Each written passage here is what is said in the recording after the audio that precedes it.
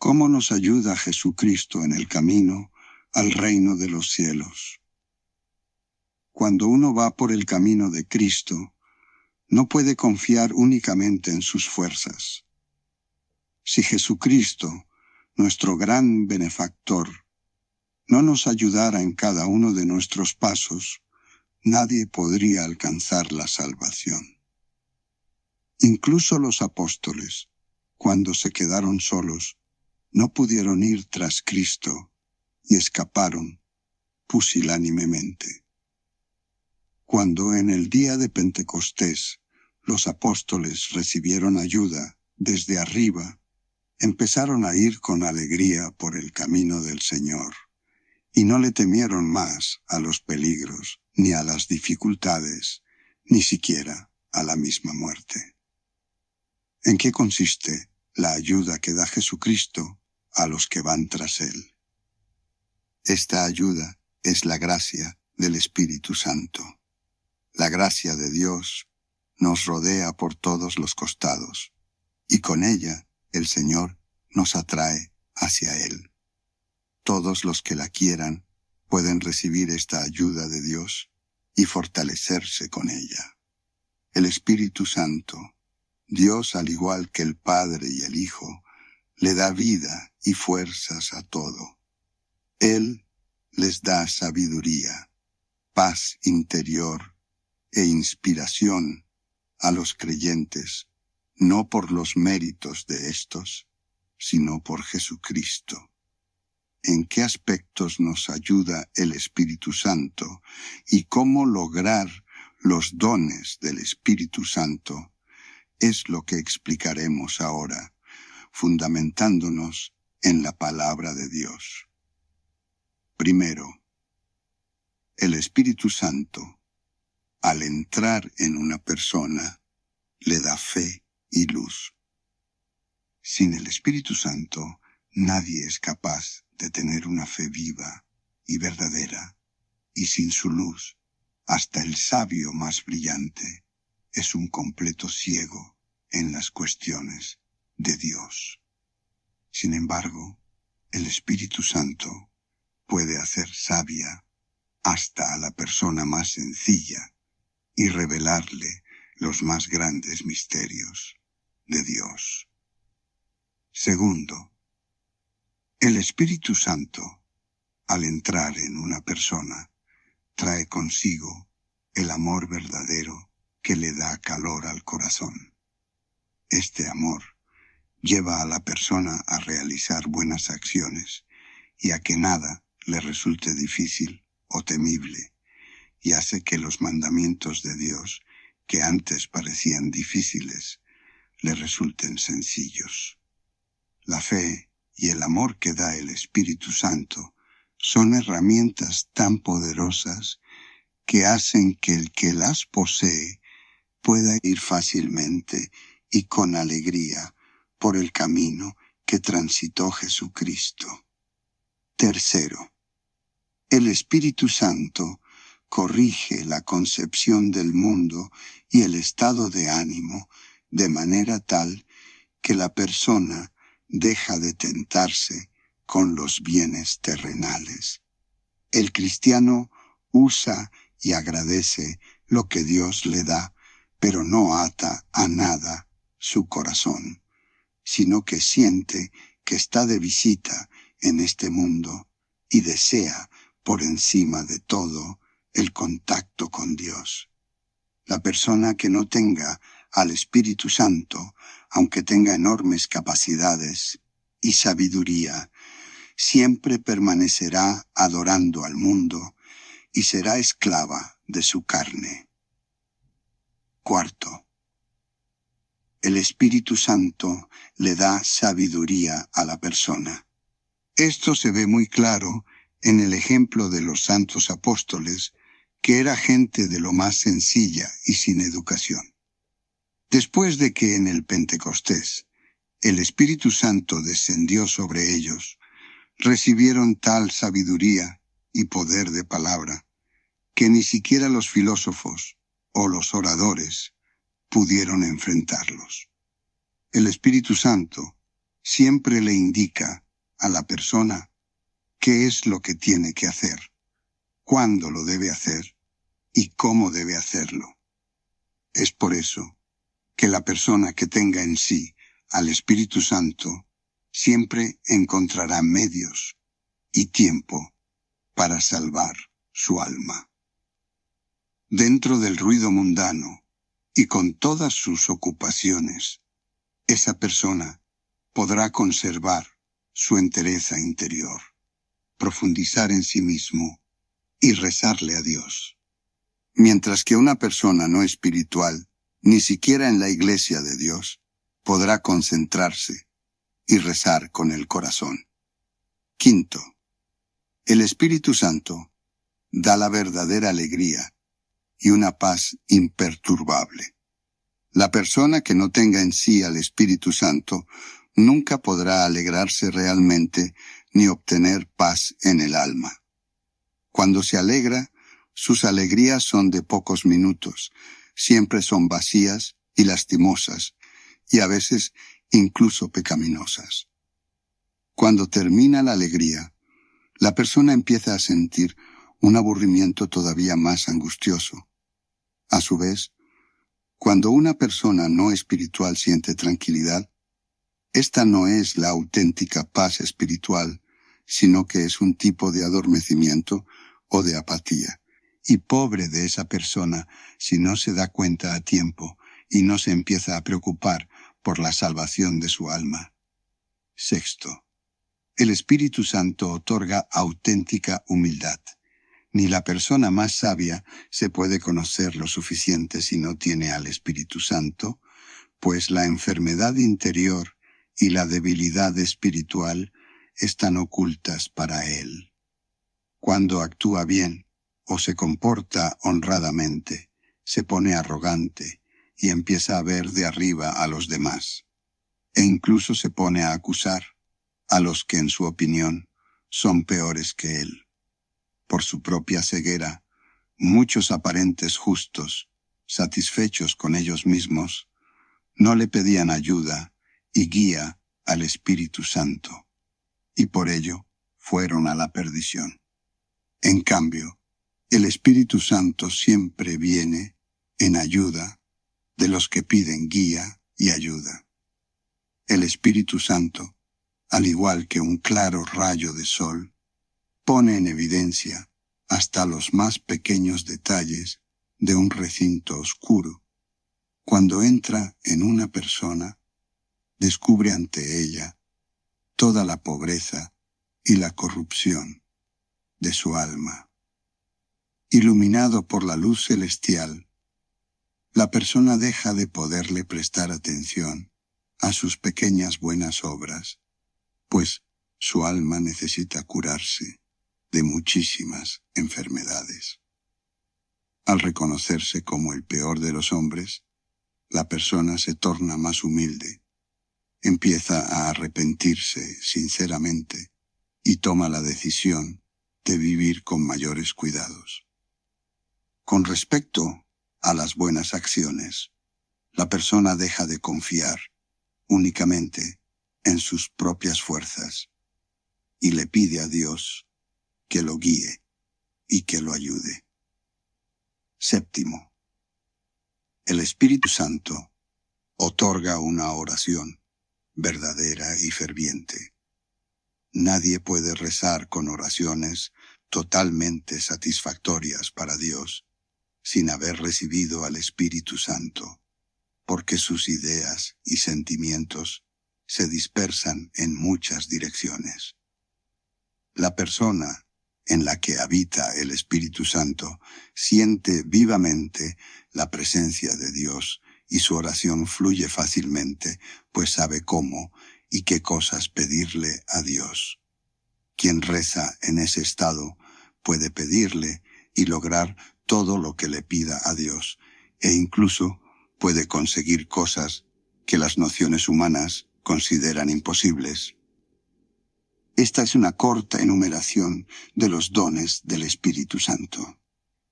En consecuencia, sin la participación del Espíritu Santo, no podemos entrar ni acercarnos al reino de los cielos.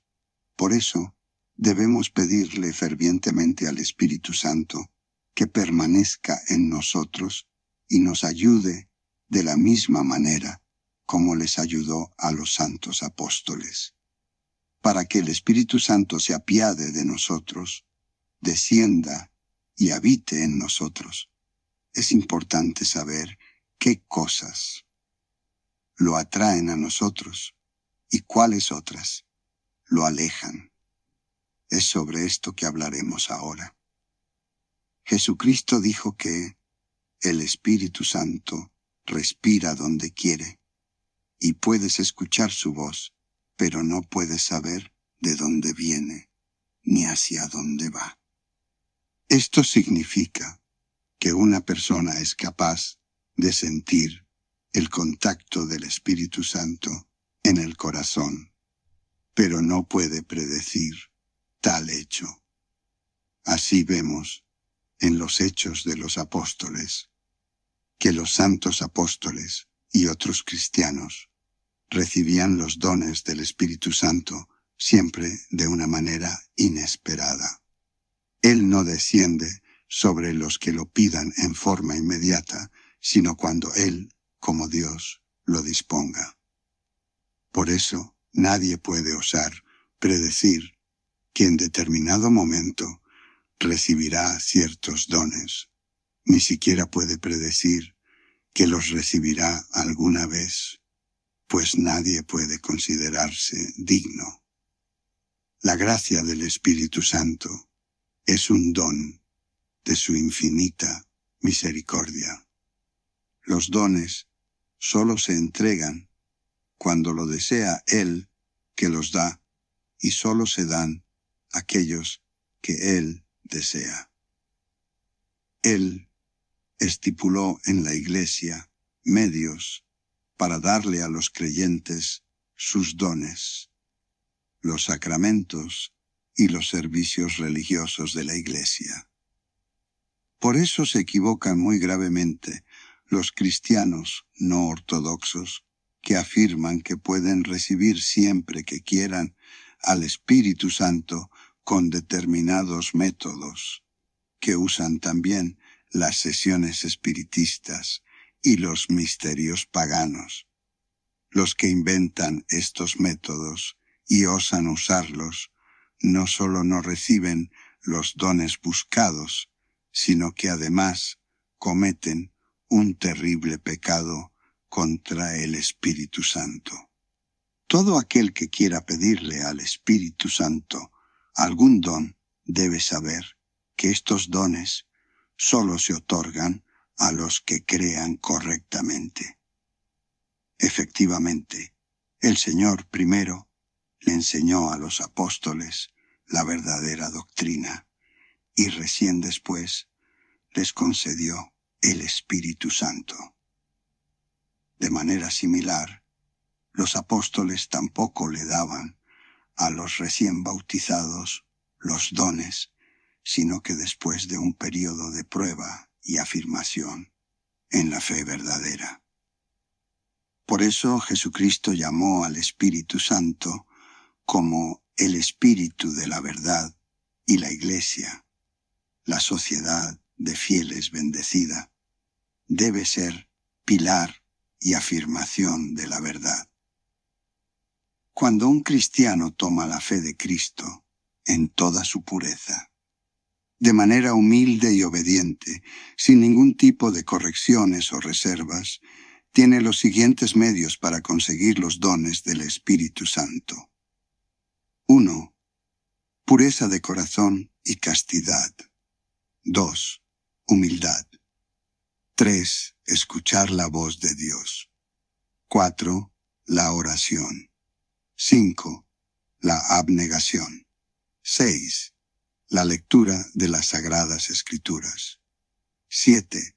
Los sacramentos de la Iglesia, en especial la Sagrada Comunión. Para recibir los dones del Espíritu Santo, hay que purificar previamente el corazón de todo pecado, orgullo y amor propio. El Espíritu Santo nos rodea siempre y de todos los costados. Él desea llenar nuestro interior, pero el mal que anida en nosotros es como una pared que le cierra el camino. Todo pecado aleja al Espíritu Santo, pero son especialmente contrarios a él la impureza corporal y la soberbia. Por eso, si nosotros queremos que el Espíritu Santo, a quien recibimos en el bautismo, no se aleje de nosotros, o bien que vuelva a nosotros después de que lo hayamos alejado con nuestros pecados, debemos, primero, purificarnos mediante el arrepentimiento, y después del arrepentimiento, evitar los pensamientos y deseos pecaminosos.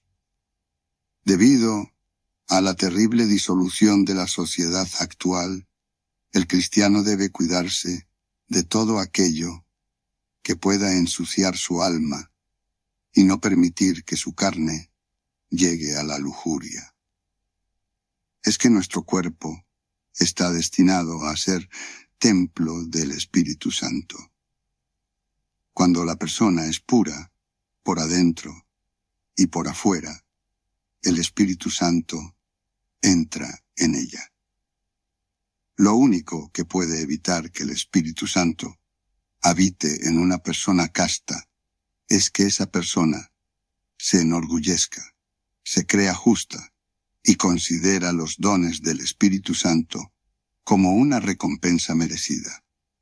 Si tú, por desgracia, pecaste con la carne, deja de pecar y arrepiéntete. Con dolor en el corazón, laméntate de haber ofendido a Dios, a tu Padre, que te ama, y empieza a vivir con más cuidado.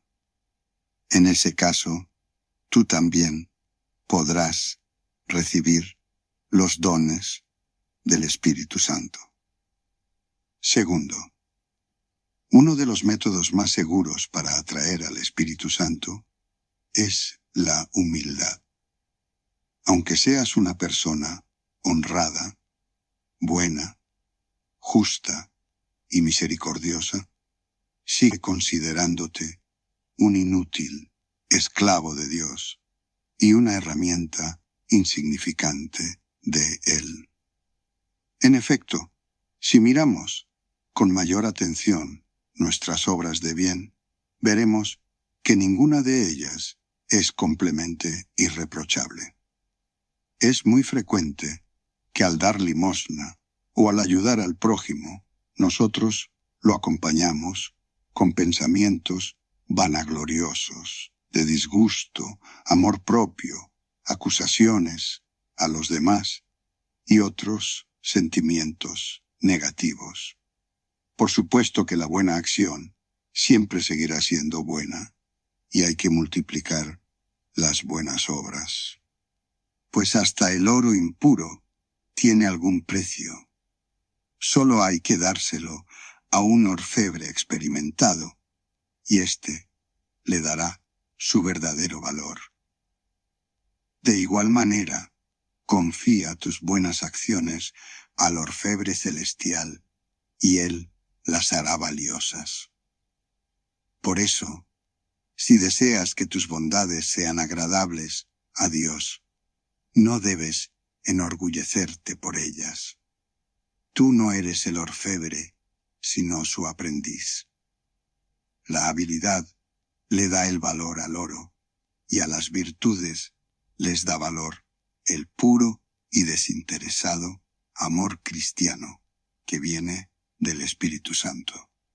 Todo lo que es hecho sin amor cristiano, es decir, sin el Espíritu Santo, no es todavía una virtud con todo su valor. Es por eso que la persona que no tiene en sí al Espíritu Santo, aun con muchas virtudes, es pobre y miserable. Además de tomar conciencia de nuestra indignidad, la humildad reside también en sobrellevar con paciencia y sin quejarnos las distintas penas y desgracias de la vida y tomarlas como merecidas y enviadas para nuestro provecho. No digas, qué infeliz que soy, sino, yo merezco por mis pecados castigos aún mayores. Y no le pidas tanto a Dios que te libre de las penas y pídele más fuerzas y paciencia para sobrellevarlas. Tercero, podemos recibir al Espíritu Santo atendiendo la voz de Dios. El Señor nos habla con la voz interior de la conciencia y también con circunstancias externas de la vida.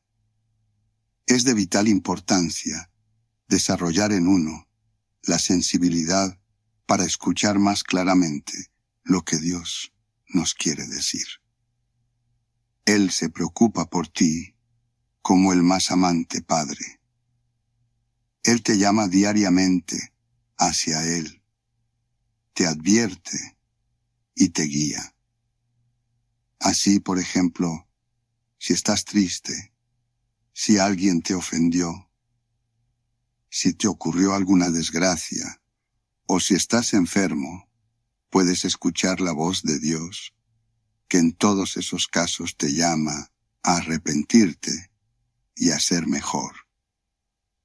En momentos de penas, en vez de buscar ayuda en la gente o distraerte de alguna manera, dirígete a Dios y pídele ayuda solo a Él.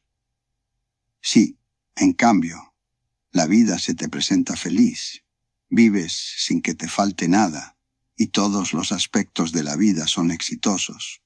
Entonces, todo esto también es la voz de Dios. Aquí, Dios te llama a ser misericordioso con los que lo necesitan, así como lo es el Señor contigo. Es pecaminoso y peligroso no escuchar la voz de Dios, no arrepentirse y no corregirse en tiempo de penas, o no agradecer y no ayudar a los demás en épocas exitosas. Todavía más destructivo es actuar en contra de lo que Dios nos guía, quejarnos y enojarnos en circunstancias difíciles, u olvidar a Dios y vivir solo para el placer, si las circunstancias son favorables. En ese caso, puede suceder que Dios, después de tratar de hacernos entender en reiteradas ocasiones, se aparte de nosotros como de niños obstinados y nos permita hacer todo lo que nosotros queramos. Entonces, las pasiones se apoderarán fácilmente de nosotros, se oscurecerán nuestra inteligencia y nuestra conciencia, e incluso podemos llegar al punto de justificar hasta nuestros más terribles pecados, como si fueran una debilidad inevitable de la naturaleza humana. Para evitar tal caída, es necesario aprender a escuchar la voz de Dios y hacerle caso a las indicaciones de ella. Cuarto, podemos recibir al Espíritu Santo mediante la oración. La oración es el método más fácil, seguro y accesible para recibir al Espíritu Santo. Como la persona está compuesta de cuerpo y alma, su oración también debe ser interna y externa. Lo más importante en la oración es la concentración y la sinceridad que se logra con esfuerzos internos. Sin embargo, el cuerpo también debe participar, puede y debe ayudarle al alma a rezar.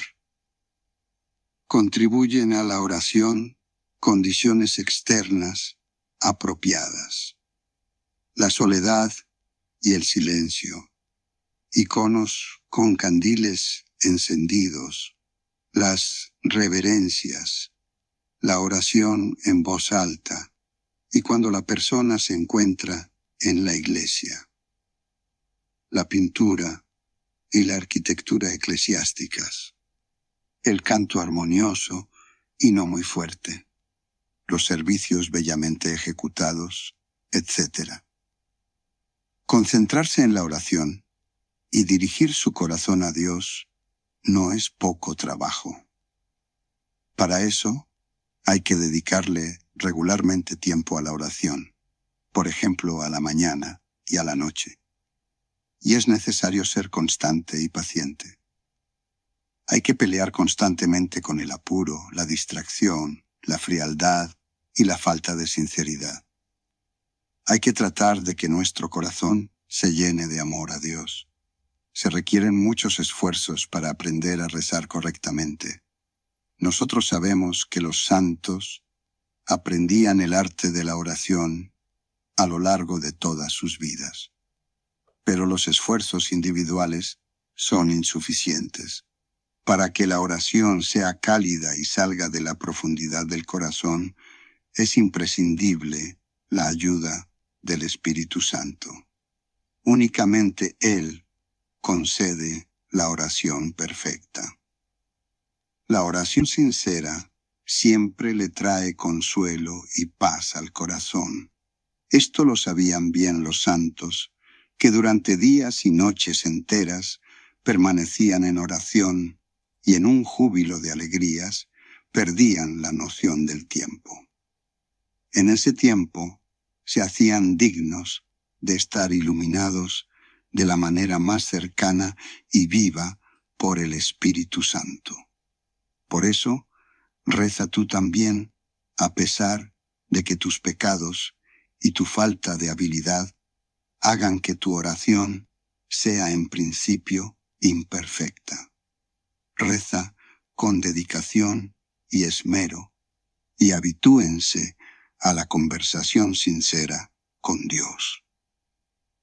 De esta manera tú también aprenderás poco a poco a rezar y empezarás a sentir una dulce consolación. Si tú demuestras constancia en el trabajo de la oración, el Espíritu Santo tendrá misericordia de ti y empezará a habitar en ti. Las Sagradas Escrituras enseñan: recen constantemente. ¿Es esto posible para las personas de este mundo? Si rezamos todo el tiempo, ¿cuándo podemos cumplir con todas las demás obligaciones? El consejo de rezar todo el tiempo no se refiere a la oración externa, sino a la oración interna. Si lo deseamos, podemos dirigirnos a Dios interiormente, no solo cuando estemos solos, sino también mientras hacemos otras actividades. Los únicos que no encuentran tiempo para rezar son los que no quieren rezar. Ayudan a la oración, la abstinencia en las comidas y los actos de misericordia. Un santo aconsejaba: si quieres que tu oración vuele hasta llegar a Dios, dale 2 alas, la abstinencia y la misericordia. Quinto, ¿qué es la abstinencia y para qué sirve? La abstinencia es la voluntaria autolimitación en comidas, bebidas y placeres. El objetivo de la abstinencia es hacer más liviano y pacificar el cuerpo y hacerlo dócil al alma.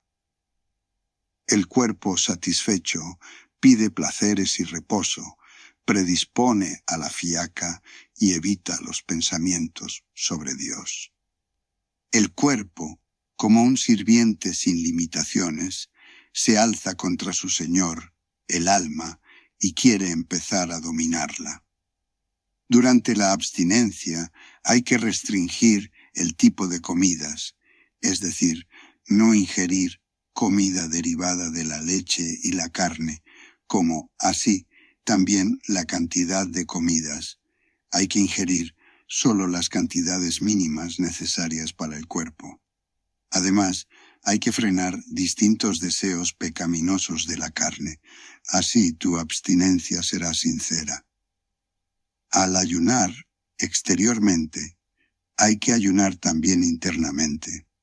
Controlar la lengua para evitar conversaciones pecaminosas y vanas, limitar los deseos y la ira, y alejar de sí malos pensamientos y deseos. La experiencia demuestra que no hay nada más difícil que detener el flujo de pensamientos y dirigir la mente hacia el pensamiento sobre Dios y la oración. Esto se parece a la doma de caballos salvajes que por largo tiempo y de manera tenaz se resisten a los domadores. La persona no espiritual ni siquiera sospecha cuánto esfuerzo requiere controlar los pensamientos. Ocupado solo con cuestiones terrenales, ella considera que sus pensamientos están siempre ocupados en cosas útiles. Pero si empieza a tender a un modo de vida más espiritual y a tratar de pensar en temas espirituales, sus pensamientos empezarán a aclararse. En este caso, sucede algo similar a las aguas de una pequeña laguna. Si no se agita su superficie, la laguna permanecerá límpida, pero si se las agita, el fango subirá desde el fondo y enturbiará el agua de la laguna. De una manera similar, en el fondo de nuestro corazón hay distintas pasiones que oscurecen nuestra alma, como el fango cuando las descubrimos y empezamos a luchar contra ellas.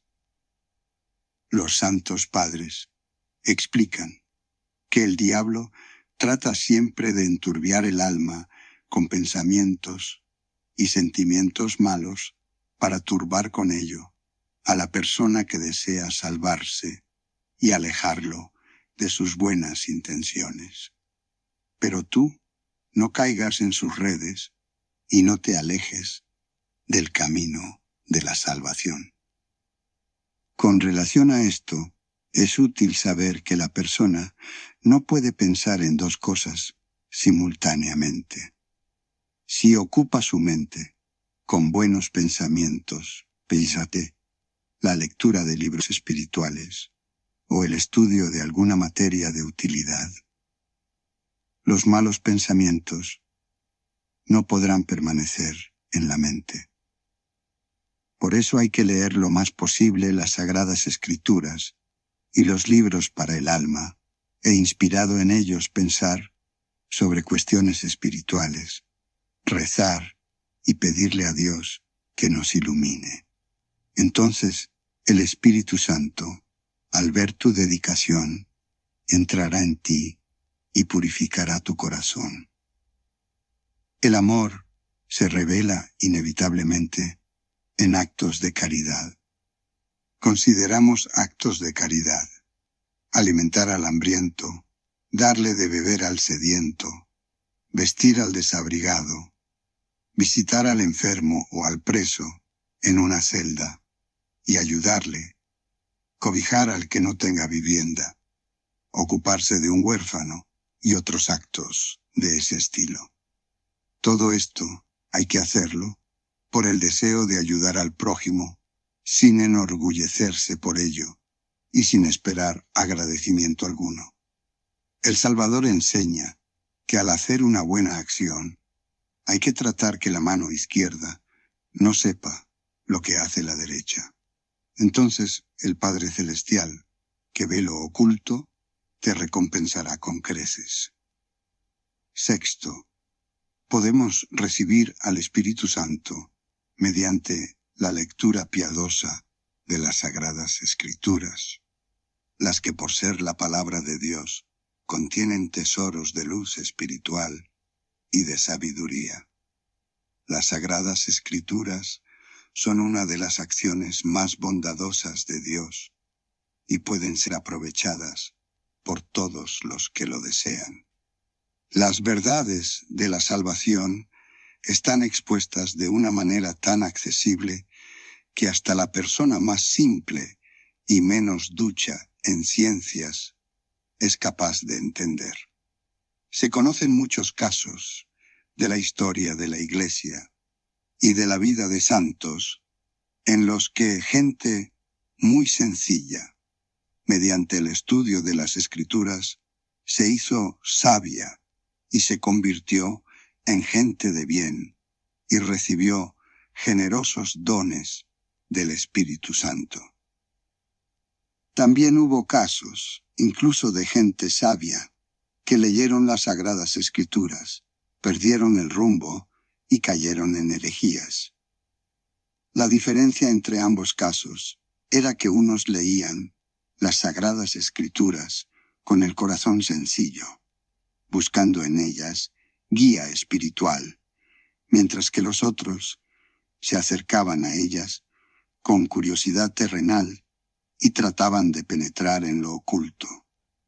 Empezaban a pensar que entendían todo, caían en un desmedido orgullo y se transformaban en falsos maestros.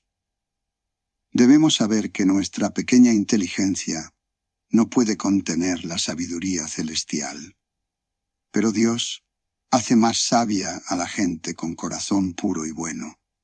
Él les hace entender aquello que les es útil a ellos y a los que se relacionan con ellos.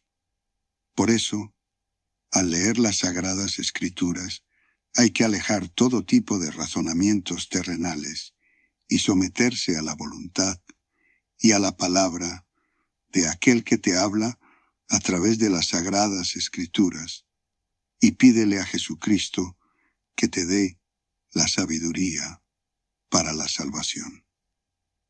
Además de las Sagradas Escrituras, existen muchos libros útiles para el cristiano. Los escritos de los santos padres de la Iglesia, los relatos provechosos para el alma, los sermones y los tratados sobre teología de autores ortodoxos. Entre los libros a los que tienes acceso, lee aquellos que estén basados en las Sagradas Escrituras y estén de acuerdo a las enseñanzas de la Iglesia ortodoxa. Ten cuidado de los demás, pues están envenenados con veneno espiritual. Séptimo, Jesucristo dijo respecto a la comunión: el que come mi cuerpo y bebe mi sangre está en mí, y yo estoy en él. Él tiene la vida eterna, y yo lo resucitaré el último día. De esta manera, la persona que comulga el cuerpo y la sangre de Cristo se une misteriosamente con él y se une a su vida divina. Por eso hay que tomar la comunión con fe, después de haber purificado el alma con el arrepentimiento, con conciencia de nuestra indignidad y esperando la misericordia de Dios. Al tomar a Jesús en el corazón, el creyente toma también al Espíritu Santo y al Padre Celestial, porque Dios es único e indivisible.